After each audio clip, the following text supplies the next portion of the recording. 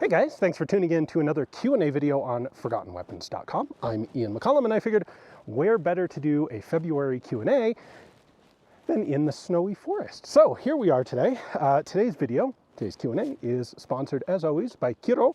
Today, specifically, I have their Oloroso cask malt. This is their 100% single malt rye whiskey. They can't legally call single malt anymore because of reasons, but it is in fact a single malt rye whiskey, finished in Oloroso sherry casks, which gives it a nice, sort of slightly sweet, slightly fruity aftertaste, which I really like. I like sherry finished whiskeys. So we're gonna go ahead and put that guy up there. Cheers. That is really quite delicious. And I have 4 pages of questions today from the fantastic folks over at the Forgotten Weapons Patreon. So let's start with a question from Brian, who says, I love trying to acquire firearms from different countries around the world. My wife is from Peru and I would love to get something from there, but I don't really find much available. Does anything come to mind, either long gun or handgun, that isn't terribly expensive? Peru's a tricky one. Not really any domestic firearms production in Peru, but there are a couple of interesting firearms that were specifically used in Peru and have Peruvian connections. So probably the easiest one to find would be a Peruvian Mauser rifle. And they actually have Peruvian crests. They're not super common, but they're also not super rare, and they're not overwhelmingly collectible. There aren't a whole lot of people out there looking, like, really hankering to get a complete collection of Peruvian associated firearms. So 8mm Model 98 Mauser, or I'm sorry, not 8mm. I believe the Peruvian ones were 7.65 Mauser. At any rate, those are out there. That's probably the easiest choice. Next up would actually be the Holo R pistols. It's a Spanish manufactured pistol with a single hand folding cocking lever. They're a really interesting design. I have videos on a couple of them, and one of the largest purchasers was actually Peru. The Peruvians bought 1,500 between the 9mm Largo and the 380 caliber versions. Those are cool guns. They're a little harder to find than Peruvian Mausers, but they are also out there, and they're neat guns, especially if you get one in 380. It's shootable, it's unique, it's fun, it's a cool thing. Then lastly, if we ignore the not terribly expensive element, interestingly, Ingram Model 6 submachine gun. So this is probably the most successful design that Gordon Ingram did before developing the Mac-10 that everyone's familiar with, was the Model 6, and he actually sold a batch of them to Peru. And so there are Peruvian marked and Peruvian associated Ingram Model 6 submachine guns out there. Now, they are expensive because they are transferable full auto submachine guns, but they're actually not that expensive as far as transferable full auto submachine guns go, and they're out there. So there's 3 different options for you. Hopefully one of those will work for you. Our next question comes from Declan, who says, one crucial element to a bullpup rifle design is its overall length being short. The bolt needing somewhere to reciprocate is something that many designers try to make as compact as possible. Why not use a blow forward action like the Schwarzlosa 1908? Well, there has been at least one blow forward or forward operating assault rifle. It was the AK-53 from Switzerland. It was so weird and awkward and short-lived that that thing never went anywhere, and it's not surprising. I think really, though, the reason that more people haven't tried something like that is, first off, forward operating guns are complicated and quirky and tricky to make work well. And secondly, yes, bullpups need to be short, but the bullpup design pretty much takes care of it. There isn't usually a whole lot of, like, you've really gotten to the point of diminishing returns if you're trying to shorten a gun that's already a bullpup. If you really need it shorter, you can shorten the barrel and make the thing ridiculously short. But if you're talking a standard infantry rifle, typically once you have a bullpup, you can still have a 20, 22, 24-inch barrel and have the gun that's as short as it actually needs to be for military purposes. So not a lot of motivation to try and make it shorter, especially, and then you combine that with the fact that making it forward operating gets mechanically tricky and weird. There's really, it just doesn't make sense to spend your time and effort doing that. All right, our next question is from Cosmoline Daydream, who says, clear up the SKS-45 mystery for us. It is my understanding that the prototype rifles saw some late war field testing were not actually SKS carbines as we know them, but mostly unrecognizable systems in 54R or some experimental cartridge other than 7.62x39. Nevertheless, the idea that the SKS is a weapon of World War II gets repeated online often. Guys suggest it saw use in Berlin or something. So, first off, if you're interested in a detailed history of the SKS and the Soviet small arms designs leading up to it, I highly recommend the See an Arsenal video from Matthias and May about the history of the SKS. It's an hour-and-a-half long, and it covers basically, I mean, really the first 20 minutes or so, he covers all of Russian self-loading rifle development. Now, the short version, the TLDR of that, is the Soviet ordnance system works a little bit differently than most of the Western ordnance systems in terms of its designations and nomenclature. So the SKS-45 is a designation that was given to the SKS, the Simonov semi-autos, really pretty early in their actual development process. Here in the US, for example, we expect once you have a well, you don't get the designation until the gun is actually in service or ready to go into service. Like they do all the testing, you know, first prototypes and then fix the problems and then field testing and then fix the problems and then pre-production guns and fix the problems. And okay, now we're going from XM16 to M16 and it's the M16 and it's official and it's adopted. And that's usually right about the time that it actually goes into service. Great. In the Soviet Union, it tended to work a little bit differently. The gun would get a designation much earlier in the process. So SKS-45 kind of first shows up in 44-45 and do some prototypes. It's the same process as in the West. You get the first prototypes, do some testing, find the problems, fix the problems, make some a slightly larger batch of testing guns, but the name gets stuck on early. So, in fact, the SKS as we recognize it comes from 1949. There were Simonov semi-autos that were in very small batch, we're talking a couple dozen, for troop trials, field testing during World War II, but the SKS as we understand it today is not a World War II weapon. Let's see, Nisaias says, what has been your favorite gun to do a review on? Like you finished recording and realized, dang, this was some of the most fun I've had doing a breakdown on a gun. It's hard to pick one. I've done a lot of videos on a lot of guns and I can't pick just a single favorite. But the type of gun that always falls into this category are the things that are both experimental and have an unusual operating system that I'm not really all that familiar with. And so I get to discover the gun myself as I'm tearing it apart, learn how it worked, figure out how it worked, find some weird elements in the design. Like the best part is if I can find some weird bits in the design that don't really make sense, and then over the process of disassembling and tinkering with the gun, figure out what those weird bits did, that I really enjoy. The most recent gun that fit into this category for me was, without question, the Terni 1921 Italian prototype select fire carbine rifle thing. That gun was really cool to dig into, and that's the sort of thing that I really enjoy. All right, Klaus says, could you see the Madsen light machine gun action getting used in a modern gun, or is it completely dead? The benefits I see with the action is that it can be kept really compact and therefore would fit in tight spaces even with larger calibers.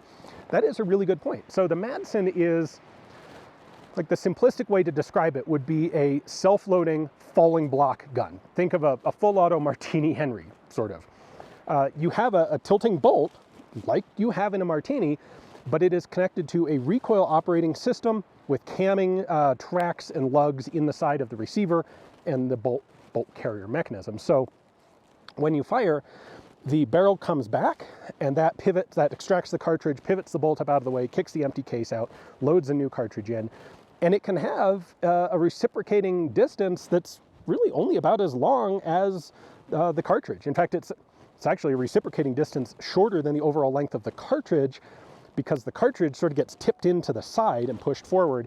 It only has to be long enough to extract the empty case completely out. And even that comes like out a curved track.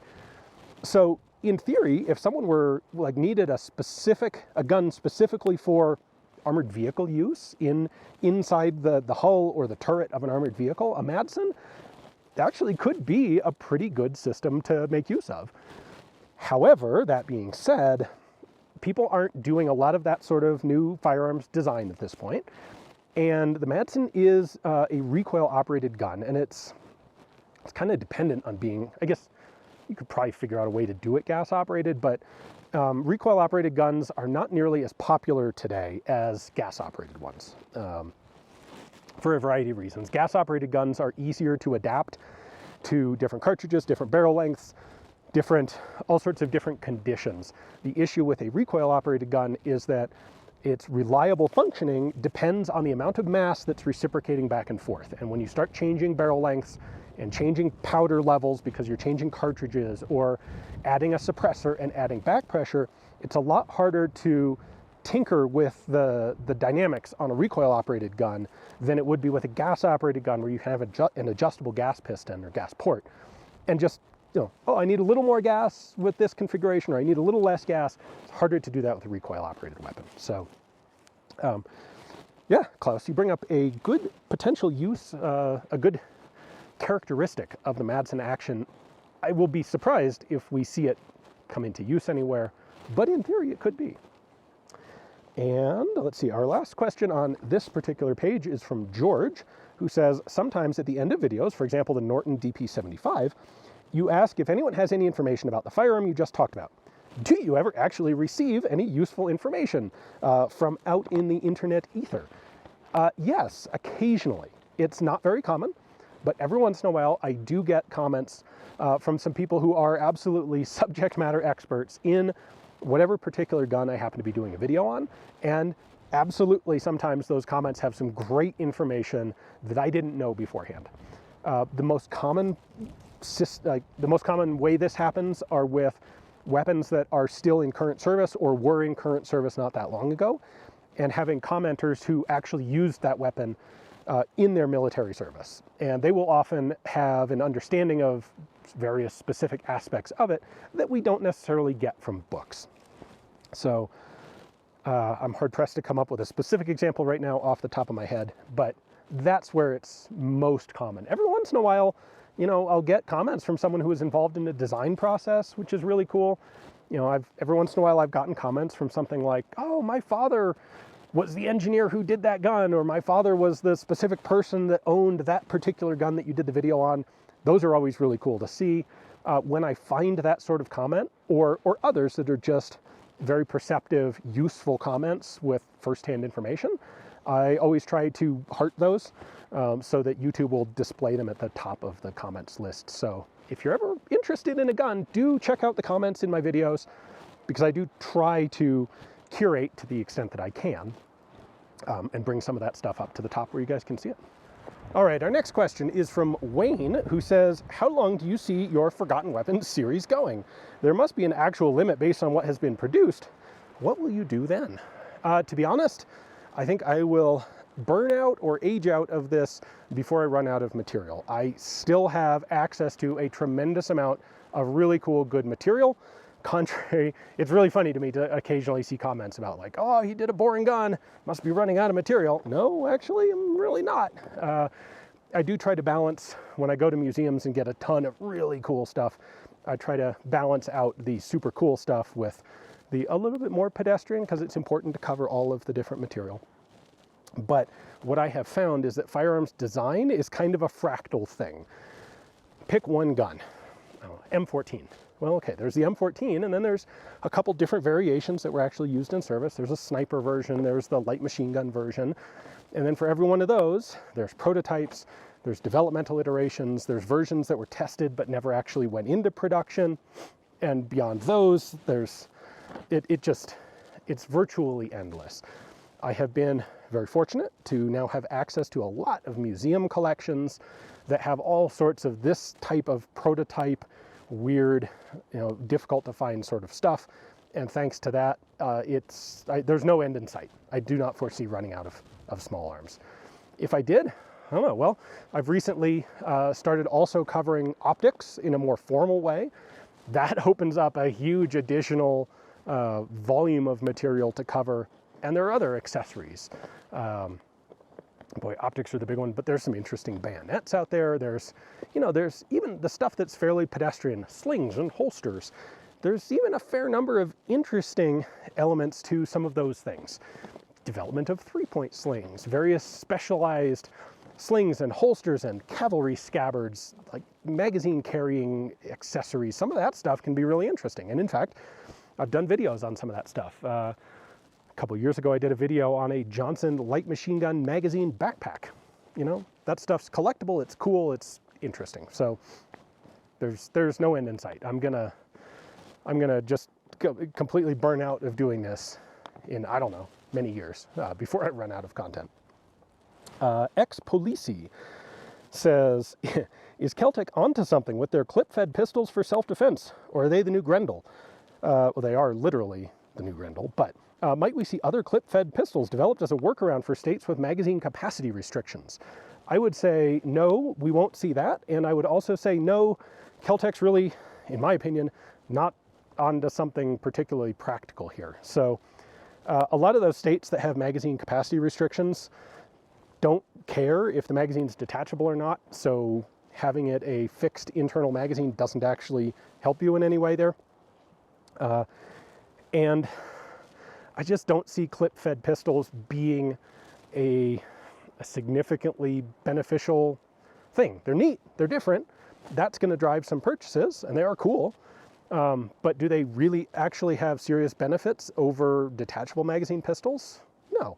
And in fact, they really kind of do have some detriments. Reloading is never as smooth and as easy with a clip-fed pistol as it is with a detachable mag pistol. And there is a reason why when everybody had all of the options at their disposal for military pistols for 100 years, basically nobody did a clip-fed pistol after we had the Rothsteyr, we had the Steyr-Hahn, the C96, but it's been over 100 years since anyone did a serious military clip-fed pistol. And if there was a real benefit to the system, we would have at least seen a few. Things like rotating barrels, there are some arguable benefits, even though it's not really substantial. But as a result, we see a continuous small trickle of rotating barrel pistol designs even through the present day. We don't see that with clip-fed pistols, and there's a reason for it. Or rather, there's not a reason for it, which is why they don't show up. ERB2 says, with huge staff and vast resources, why aren't the big gun companies introducing wild and innovative new pistol designs instead of it all coming from little companies like Laugo and Rideout? The answer is risk and money, and the wildly innovative pistols are kind of by definition niche things for small markets, and they're risky. And we may see a couple high-end ones like Laugo become successful. Hopefully Rideout will be successful, but at this point, like, Rideout doesn't have production guns yet, so like, don't jump the gun on that. I wish them the best, I honestly do, and I think it's a really cool gun, and I really hope it's come through as a fantastic success, but it hasn't done that yet. The problem is, those are high-end competition pistols, they're expensive, they're unusual.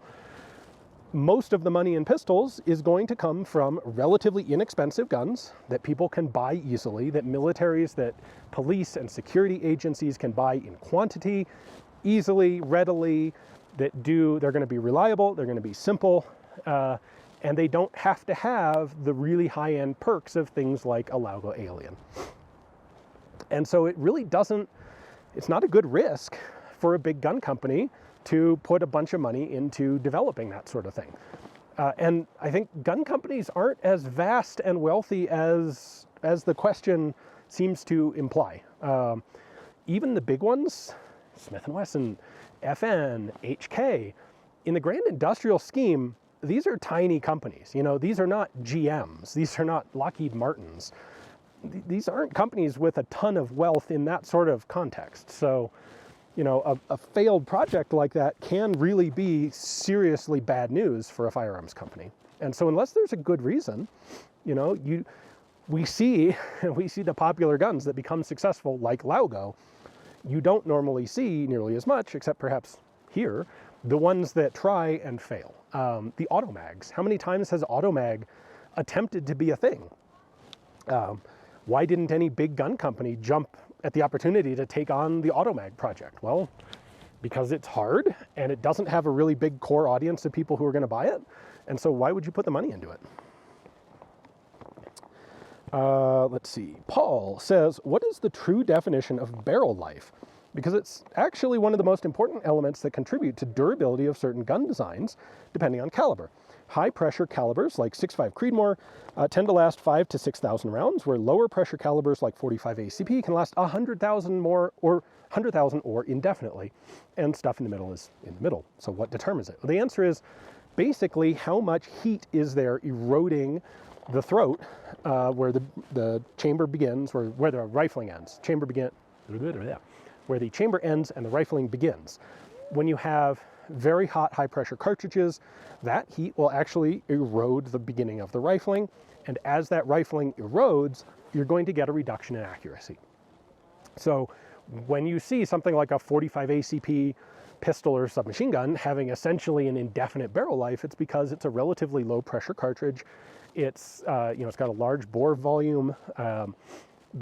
When you fire it, the burning powder has actually a fair amount of time to, I don't want to say cool down, but it's not nearly as hot and corrosive as you would get in some of the overpressure Magnum cartridges.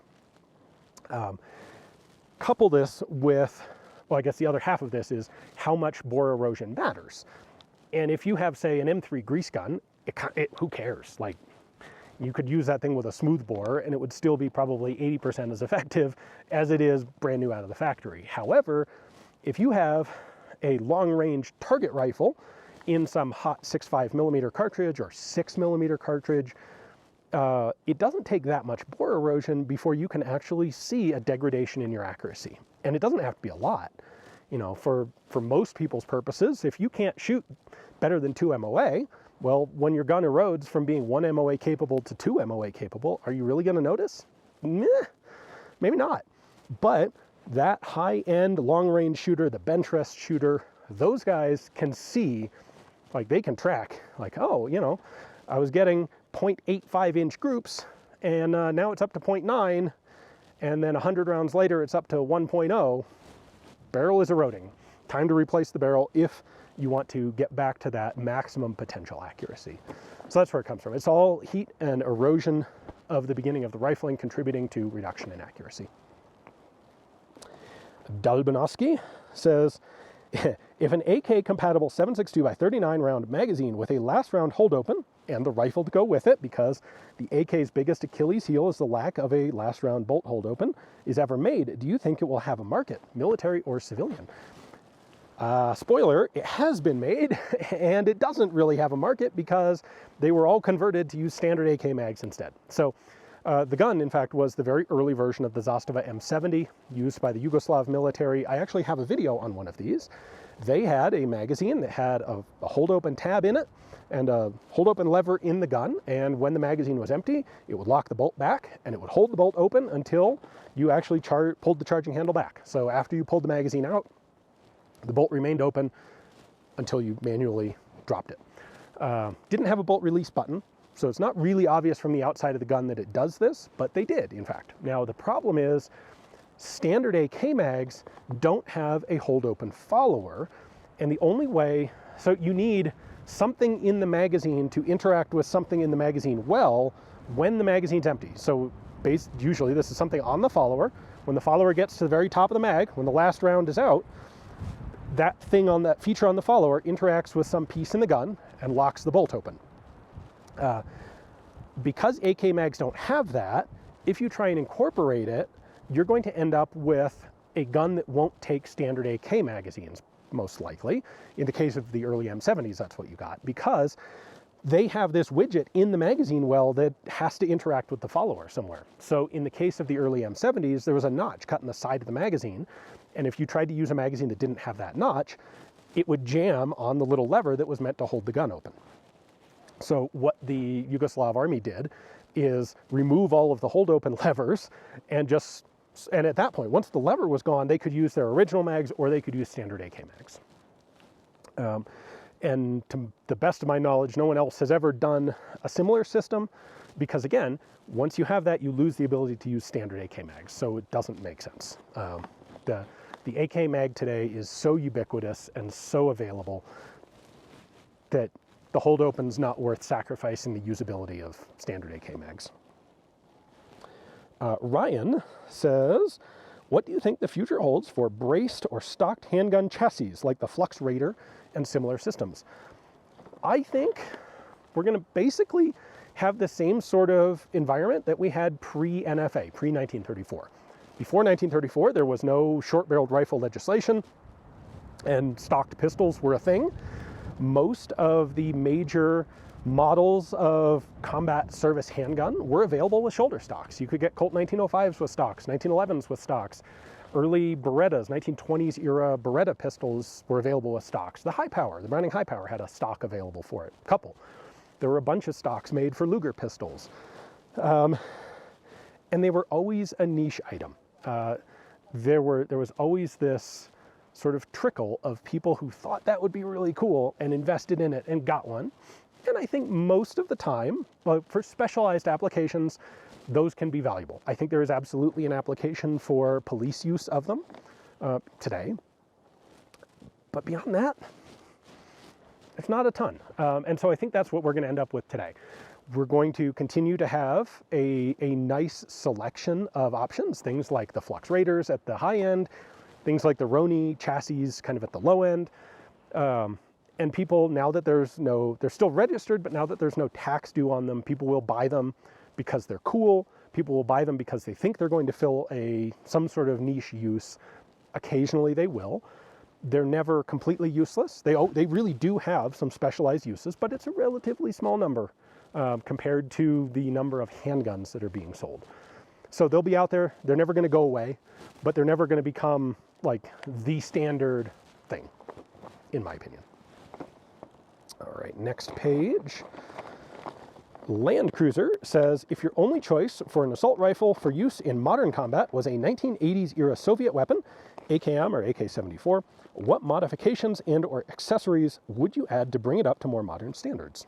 An interesting question that is perhaps very applicable to Ukraine. So to me, the only thing, first off, I would definitely take a 74 instead of an AKM. I think the 5.45 cartridge is definitely better. That'd be my choice. Lighter weight to carry, lighter recoiling, faster follow-up shots, just all around better. The only thing I would really add, I think, is an optic. I would make sure it had a side rail on the receiver and add an optics mount and probably a red dot optic. Maybe a red dot with a magnifier. That tends to be my preference on ARs. Now, I have a grand total of 0 actual combat experience, so take this all with a grain of salt. But to me, an assault rifle like that is a 2 to 250 yard or meter gun. I don't really need a whole lot of magnification. I don't need, a big scope on that thing. A red dot, potentially a red dot with a flip-up magnifier, kind of fulfills its purpose. Potentially, if for modern combat use, you might want to have some night operating capabilities. You might want to put a laser on that. You could put a thermal on it with the regular optics mount, although it'd be a little tricky to have a thermal and a daytime sight. Adding a laser would require you to have some sort of zero hold capable replacement handguard. But beyond that, to me, the stocks are good. Sort of the typical thing with modernizing AKs is to replace all the furniture with rails and plastic, but I think a lot of times it doesn't get used.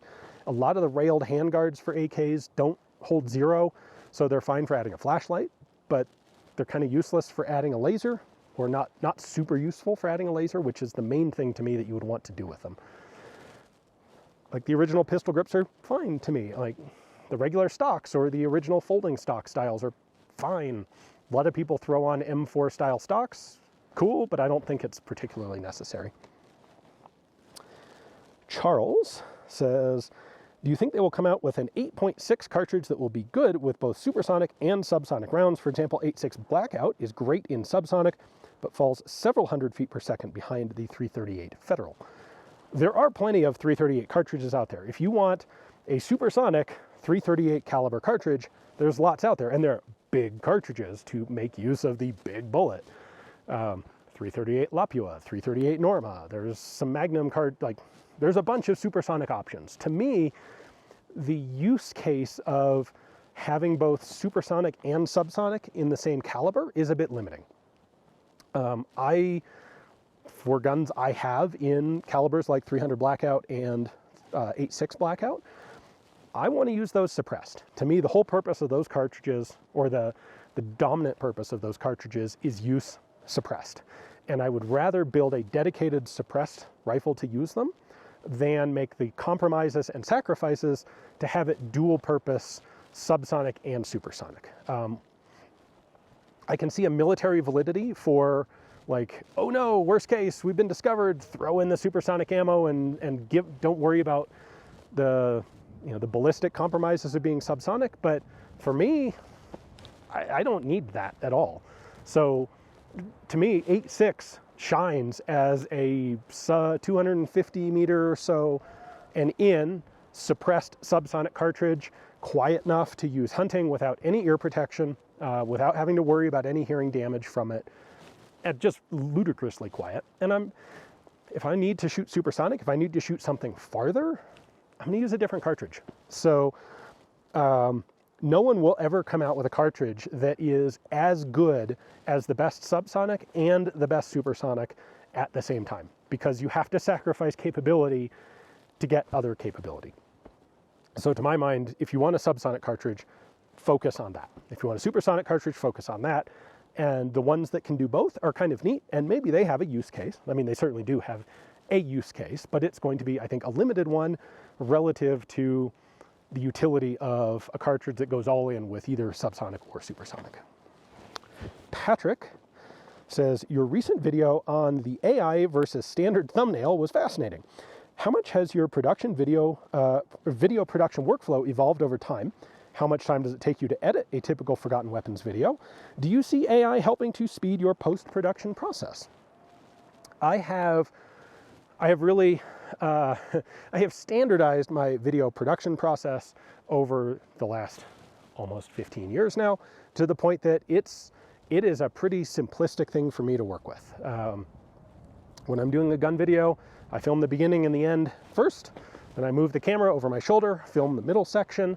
When it comes to editing, it's, when you talk to real video editors about editing, they're doing all sorts of effects. They're balancing audio, they're adding visual effects and all sorts of stuff, and B-rolls, and picking and choosing between, for real video production, you're gonna have like 12 hours of footage to make a 5-minute video. And so the editors have to go through and pick and choose and make the best combinations. Where do we do the cuts?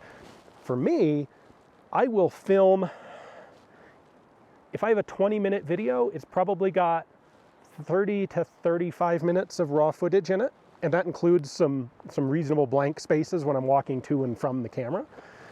And so I really don't have to do any picking and choosing between video segments. There will be some places where I bobble, I'll say something and I say it wrong. So I just give a moment and do it again. And so I'll do some cutting and removing of, the misspoken parts there. And that's kind of about it. So it typically takes me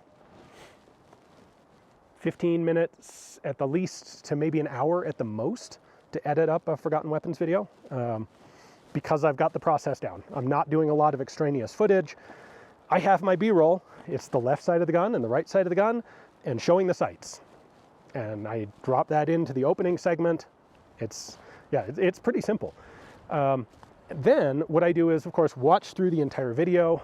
And this whole process is also where I do my error checking to make sure, as best I can, that I didn't say anything that's wrong, that I didn't catch during the filming. So you will occasionally see bits of video with subtext, subtitles in there like, I meant 45 ACP, not 40 Smith & Wesson. That kind of stuff I add in the editing process.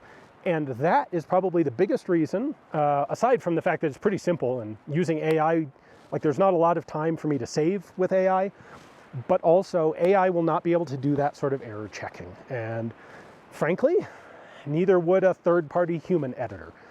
I need someone to have the same background knowledge on the gun that I have in order to fact check me on the gun. And so I do all my own editing, I always have, and I really don't envision that changing at all, because it's, you know, if I had someone else do the editing, I would save 15 minutes of cut and splice, and in exchange, I'd have to upload the raw footage to them, download the edited video from them, watch through it to make sure that they got it all right, and then if they got something wrong, all of a sudden, it's just, now it's a process that's longer than if I had just done it myself in the first place. All right, Sabrina asked, the latest edition of the FN High Power, would you rather see it reissued in its original condition or more like a resto-mod, which is what FN did. They revised and updated the gun, they modernized it. It still has the overall look of a high power, more or less. When I did my video on that, I compared it to the Ford's new version of the Ford Bronco, which evokes the original Bronco, but is a modern car. The new FN High Power is kind of the same way. To me, the nice thing is high powers are fairly common guns. If you want a high power, an original GP35 style of high power, you can get one. They're out there, and they're not, like, some of them are cheaper than new high powers. Some of them are more expensive, depends what you want to get.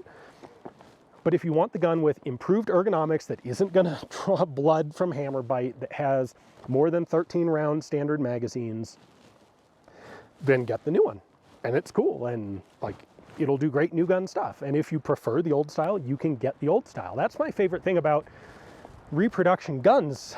The ones that can be really exciting are the ones where the originals just simply are not available. And those guns are usually not viable to manufacture as reproductions. Like, most of those projects we see don't pan out well.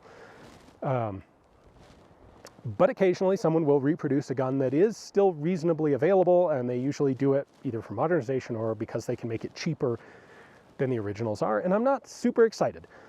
If I have the ability to buy an original, usually I want the original, because the reproduction isn't going to have, to me, the historical relevance of an original example. I will go for a reproduction when I can't get an original example. Adam says, why not stainless for military barrels? And the simple answer is stainless is harder to work on. It is harder to make a barrel as accurate out of stainless steel as it is to make it that same level of precision and accuracy out of other alloys of steel. So clean the barrel, and then you don't have a problem. And militaries would rather not pay the extra expense of stainless steel production for barrels. Sam says, did the US ever attempt to convert Trapdoor Springfields to shoot 30-40 Krag? If not, why not? The British had 303 Martinis. Well, the Trapdoor Springfield had some issues with the strength of the action. And 30-40 Krag was about double the chamber pressure of 4570. Because, of course, 4570 is a black powder cartridge, 30-40 Krag is a smokeless powder cartridge. So, interestingly, in the mid-1880s, the US Army did experiment with improved locking latches for the Trapdoor. And they came up with one that they determined to be totally safe with the new smokeless 30-40 ammo. And they made, I think, a couple dozen examples for experimentation and testing, and the gun worked. However, the Army never ended up actually deciding to put that into production. And I think really the idea was simply, we have we don't have nearly as much of an expeditionary army as the British did. We don't need to arm the troops out in the colonies because we didn't really have any of that. And so better to, for the rear echelon troops, for the National Guard guys and the ROTC training corps, they can just use trapdoors in 4570. Just leave them alone. And we're going to re-equip the active army with all brand new rifles. And so we don't really need to spend the expense on converting guns. Better, especially because it was going to be a bit tricky. You'd need, what do you save from a Trapdoor Springfield? You're gonna have to replace the barrel. You're gonna have to replace the breech block and the locking mechanism, the locking latch, because you have to use this new version that can handle 30-40 pressures. Your stock is going to be a little sketchy because the new barrel's probably going to be smaller diameter, or maybe you're relining 4570 barrels, which is also expensive. So, probably you can keep the stocks and the butt plates and the triggers. Sights you're going to have to replace. New cartridge, totally different ballistic trajectory, so you'll have to replace the sights. You don't save that much money. Better to put that money into buying brand new Krag Jorgensens instead. All right, next up we have Captain Dan, who says, I'd like to know what you think about the 6.5mm cartridges, Grendel and especially LICC, viability of them being adopted for military use. Seems to be a way to improve the ballistic performance over 5.56 without resorting to the 6.8 Fury. It would only need a rebarreling of current M4 platforms. That has been the thing for many years now. And the problem is the 6.5 cartridges, all of them basically, offer, yes, a little better energy on target than 5.56. But they do this with a number of compromises. Some of them are not that huge. You know, for example, many of them have reduced capacity, 25 rounds instead of 30. Not all of them, but some. You're going to have, typically you're going to have lower velocity because you're having a heavier bullet. That means it's better in some aspects, but it's not better in others. And the biggest one is replacing the 5.56 in the supply chain. So yes, you have better performance. You have, I don't know, a couple percent better efficiency, better effectiveness. Is that couple percent worth merely having to rebarrel all of the US military's M4s or M16s? And the answer has always been no, especially because it's more than just rebarreling. You're going to typically need new bolts. You're going to need some new gas components, gas system components to properly run. For some of these cartridges, you need new magazines. And this creates a huge logistical overhead for what seems like a pretty simple change.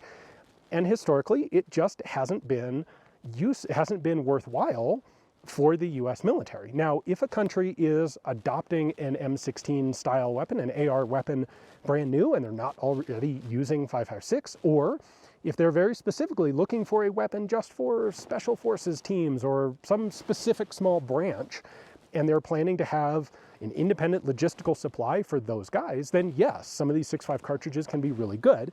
And I don't know enough about any of them individually to say which are better and which are worse and what might be the best option for someone to go with. However, they fundamentally are different than the 6.8 Fury, because the 6.8 Fury is essentially an AR-10 length of cartridge. It is in the 308 family, not the 5.56 family. And so I see a lot of people often comparing 6.5 Grendel or the 6 ARC or 6.5 ARC or 6.8 ARC or whichever, and other, some of the other AR Valkyrie, the other AR-15 platform cartridges with the new 277 or 6.8 Fury. And that is a totally apples to oranges comparison. You can't say, well, if we wanted 6.8, we could just do 6.8 SPC. Well, the answer is 6.8 Fury and 6.8 SPC are wildly different cartridges that are performing significantly different things. And if you need 6.8 Fury, 6.8 SPC, or any of the other AR-15 length cartridges are not going to accomplish that goal. So as far as military adoption of one of the AR-15 size 6.5 cartridges, I think there is definitely a possibility for it with new weapon adoption. When countries do, well, a good example like this would be perhaps Britain's Project Greyburn. They're going to replace the SA-80 with a whole new weapons platform. Now, would it be simpler if they stick with the existing 5.56 cartridge? Yes, but they're replacing everything else already. So the magazines are probably going to be replaced. Obviously the barrels are going to be replaced because the whole gun's going to be new. The training documentation is going to be new. The armor they're replacing a whole lot of stuff. It's not just modifying existing guns, and so that can make it potentially a lot more viable to go with one of these 6.8 cartridges. And spoiler, there is in fact a NATO standardization for one of them. So that might actually get adopted, and I can see the value in it. Now, personally, as far as I see, I think the terminal effectiveness of 5.56 is good enough. And the low recoil, the high magazine capacity, I think the trade-offs are largely in favor of 5.56. I think having capacity at extended ranges isn't really all that useful. It seems good on paper, it seems good on the practice range. The US military in particular, well, most militaries, but the US military among them, has seen things adopted specifically because they look good and they work really well on the marksmanship practice range, and they turn out to be meaningless or sometimes actually a problem in actual combat use. And to me, the 6.5 cartridges kind of have that feel. Maybe there's some unique special forces applications where they can make use of that extra 2% effectiveness. But for big army, I think the trade-offs work out in favor of 5.56. But as I've already said in this video, I have big ol' 0 combat experience, so take it with a big grain of salt.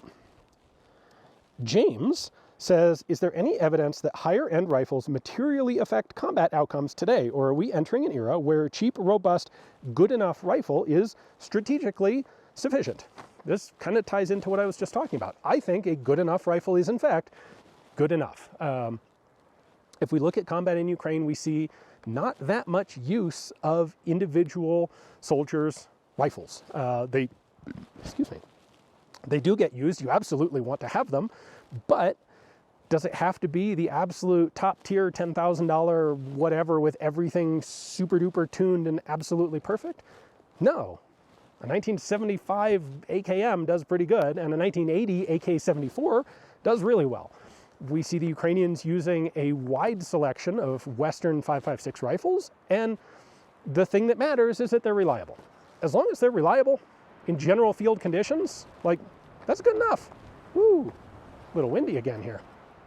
So yeah, this came up in one of the other questions regarding handguns and handgun adoption. Is it, how much is it worth going into handgun, the details and the nuances of handgun adoption, how important is a handgun really? And I think, yeah, rifles are kind of falling into that same category.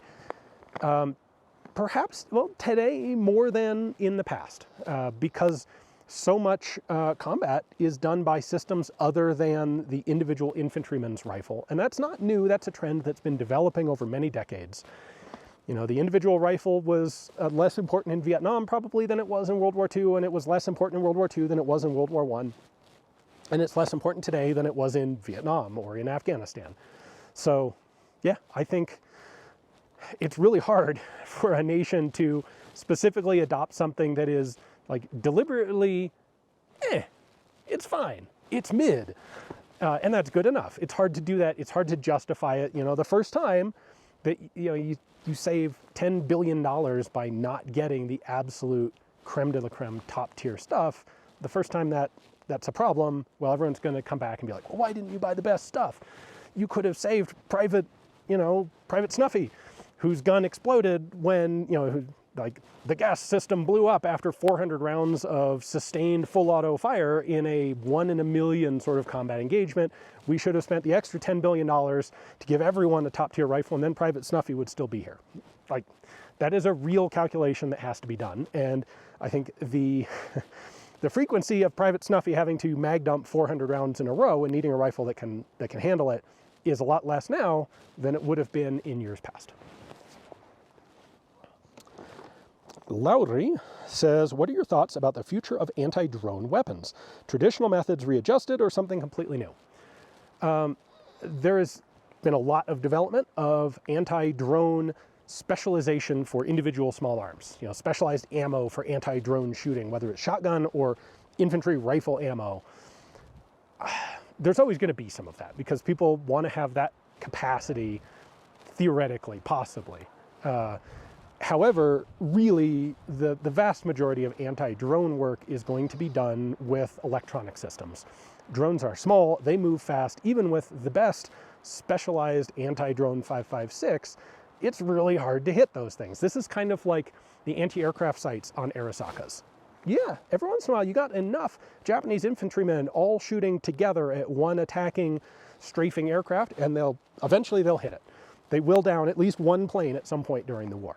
But is that a viable basis for your anti-aircraft defense? No, you want to have Bofors guns and all sorts of other equipment. Same thing with drones. The radar-guided or other sensor-guided automated systems, whether they're electronic warfare systems or explosive projectile systems or inert, small arms style ammunition, whichever category they fall into, it's going to be the automated ones that are going to be the real workhorse that are going to actually defend from drones, not that absolute last-ditch possibility of Private Snuffy shooting down a drone with his rifle and doing it far enough away that it doesn't explode and kill him. All right, a couple more here. David says, why are bullpups so hard to make ambidextrous or even just eject downwards? It seems like a downwards brass deflector brass catcher would work. What's the least bad bullpup ejection you've seen? Well, the problem is downwards is where the magazine is. And if you want to have it eject downwards, you have to have an ejection system that is both feeding and ejecting from the same part of the gun, which means it's going to get complicated. You can absolutely do it. KelTec has a downward ejecting bullpup. And so the natural thing is, well, okay, well, what if we move the magazine? Well, what are your other options? You can't put it left or right side or you lose the ambidextrous thing that was the whole point of this in the first place. Putting it on top is kind of weird. It kind of gets in the way of a lot of stuff, especially, you know, you used to be able to offset iron sights when you had top magazine, light machine guns and submachine guns. A little harder to do that with optics systems. You know, it's a lot harder to have a general purpose Picatinny rail offset to one side. You could, but I'm not sure it'd be the best compromise. So maybe forward ejecting. KelTec also has a forward ejecting bullpup, and we've seen a number of military forward ejecting ones like the FN F2000. But that also adds some complexity. When you could just spit the case right out the side of the gun, instead, now it has to go through something with extra steps and extra friction and extra potential for malfunctions or breakage to get it out the front of the gun. That's why it's hard. It's because not having the gun just eject out one side or the other adds complexity. Honestly, people are going to laugh at this. People are going to be like, well, obviously he said that. The least bad bullpup system I'm aware of is the FAMAS, because it can be swapped from left side to right side without any extra parts. All of the parts to do that are contained inside the gun. And once you know what you're doing, it's like 30 seconds to swap the thing over from one side to the other. And it works equally well, left hand and right hand. Now, there are also a few designs that can be used ambidextrously. The VHS-2, the Croatian bullpup, aka the Springfield Hellion, has its ejection port far enough forward that as long as you're conscious of it, you can make sure you can shoulder the gun in such a way that you can shoot it left-handed with it ejecting out the right side of the gun and be okay. You have to have a little bit of situational awareness of how you're holding the gun, but it can be done, and that's theoretically better than having to change anything over. But you do actually have to pay a little bit of attention to it, so it's not perfect. I'm dubious that we will ever see a better solution than either the gun's a little bit longer so the ejection port's just far enough forward to be safe ejecting for someone off either shoulder, or the switchable systems. And the best switchable systems are the ones that don't require any spare parts. You know, a Steyr AUG requires a different bolt. That's tricky. And I don't think we're ever going to see much better than that. Rio says, you said in the unsubscribed podcast, the guns you'd be uncomfortable shooting were the PTRS and PTRD. Those are the World War II Soviet anti-tank rifles in 14.5 by, what is it, 114 millimeter, a freaking huge cartridge. What if they were downloaded rounds? I'm about to pay off and start reloading for a PTRD 41. So I don't think downloaded rounds are a good solution. At least for what I want to do, they're not. And the problem is both of those guns, the PTRS is a semi-auto. It's essentially a gigantic 14.5 millimeter SKS. The PTRD is a single shot rifle, but it's an interesting one where it's actually a half semi-automatic, where when you fire, the barrel assembly recoils, the bolt opens, and it automatically ejects the cartridge, which has got to be scary as hell to actually shoot. That's one of the reasons I'm a little nervous about actually shooting one of them. The problem is, if you download the ammo, neither one of them is going to cycle correctly. And what I'm interested in is getting that original as designed feel for how the guns worked. So yeah, it'd be easy enough to download 14.5 to some really safe level and run it in a PTRD and just manually operate the bolt. And I think if I were doing a lot of shooting with one, that's probably what I'd want to do, because it's going to be a lot less uncomfortable. But the thing that I want, the experience that I want, is shooting one as it's supposed to function, which means you have to have close, full power or very close to full power ammo. And that ammo makes me nervous, and those guns make me nervous. They're just really huge. I don't need to do a Kentucky ballistics thing and, you know, just put a thumb in it. More power to them. That's the experience that I don't want. I want to shoot the gun. I do not want to be preventing myself from bleeding to death on the range while I wait for an ambulance. All right, three more questions. 3 more questions here. Matt says, why is proofing of firearms not required or common in the US? And is that a good thing or a bad thing? Yeah, that's actually one of the interesting fundamental differences between the European and American firearms markets or industries is most European countries have national proof houses. And if you make a gun, before it can enter the commercial trade, it has to go to the proof house and be proof tested, which means they're going to fire some overpressure cartridges to ensure that the gun's safe and doesn't explode. And that is not a system that we have in the US. We just zero zilch don't have it. And it basically comes from the origins of the US being a small government country where we're going to set up the government. What's the government going to do? It's going to do these enumerated things, and safety testing new manufactured firearms was not one of them. We depend on private companies and their reputations and their integrity, I suppose, or their motivation to not produce guns that are going to explode in order to make sure that guns that come off the production line are safe and effective. So is that a good thing or a bad thing? I tend to think it's a good thing. Proof houses have their benefits, but they also have a lot of obnoxious side effects. There can be import-export problems. You can have guns that are obviously totally safe, but cannot be imported into this given country because every gun that comes into the country has to be proof tested. And that means if you have a historically interesting firearm, let's say it's even not safe. It's a gun you're never going to shoot. Ammo's not available, whatever. Often as not, it still has to go through the official proof testing process, which can be dangerous to a very old gun. It will, even if it's successful and you're going to pay money for it, it's going to take time, but even, okay, and it survives, well, it does mean you're getting extra stuff stamped on your gun. And with historical weapons, I'm generally against having extra random things stamped on guns. I don't like the import marks. I don't like national added-on proof marks like that. Kevin says, is it possible to suppress a shotgun? Yes, it is. It has not been commonly done until relatively recently. There are some things that you have to, like there are extra complications with suppressing a shotgun. You want to make sure the shot cup doesn't actually expand up inside the suppressor and scatter pellets inside the suppressor. That would be really bad. There are a number of companies that have come up with effective shotgun suppressors that are able to, their internal design takes that into account. You also have a few things like chokes. How is your suppressor compatible with screw-in chokes perhaps, or for other systems? Threaded barrels on shotguns are not nearly as common as they are on lots of other types of firearms. So suppressing a shotgun can be complicated, but it absolutely can be done, and there are a number of good options for it on the market today. And our last question is from John, who says, why did you form Headstamp Publishing instead of going with an already existing publishing company? That's a good question. In fact, when I started writing my first book, Chassepot de Famas, what I really wanted, one of my bucket list goals was to have a book published by Collector Grade Publications. That was a company run by a guy named Blake Stevens, which is, I think, pretty arguably recognized, or pretty inarguably recognized as the gold standard in firearms reference books. Today, some of the books are a little dated. I mean, some of them are actually literally very dated and could use some updating. And the photography is not great in them. It's almost all black and white. But to me, a real accomplishment would be having a book published by Blake Stevens and Collector Grade. And unfortunately, while I was in the process of writing, Mr. Stevens passed away. And it was basically a one-man company. And when he died, the company ended.